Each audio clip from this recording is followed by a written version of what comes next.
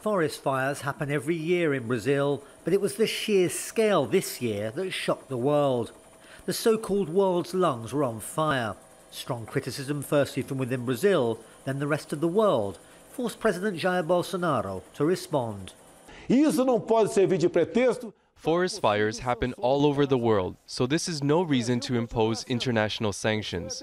Brazil will continue to be, as it is now, a country that is friendly with everyone and is responsible in protecting its Amazon forest. But he's been accused by many of creating the very conditions he is now trying to control.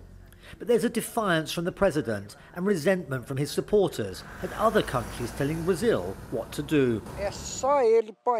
I don't agree that other countries should come here to Brazil. We don't go to other countries to upset them. You don't see Brazilians there causing problems, only working to send money home to invest here. This is pioneering country, distant from Brazil's main population centres. Bolsonaro had a message that resonated here. I'm 63 years old and I've never seen a president as honest as this one, who confronts the problems and says what has to be said. He is defending Brazil. These are people who came to tame the forest, to cut and burn, to carve a future from what they consider to be a wilderness. This particular blaze may not be huge, but it's one of tens of thousands burning across Brazil. Some controlled, some not, some illegal, some legal.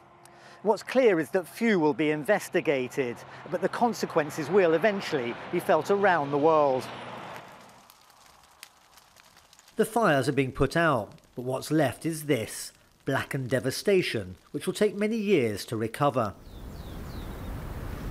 70% of the state of Rondônia has already been developed, deforested for lucrative timber, then burned to create land for cattle rearing and soya production. The rest is up for grabs, and no one, it seems, is stopping them. At the moment, if you burn the forest, you are backed up by a president, and then you do it exactly as you want to do because you know nothing will happen. And that's a problem, and we have seen statistically when there's law enforcement, fires and deforestation goes down. When we don't have it, it goes up. The fires are still burning, but will Bolsonaro bend under the heat of international pressure or bow to the ambitions of some of his strongest supporters? Daniel Schweimler, Al Jazeera, Rondônia State, northwestern Brazil.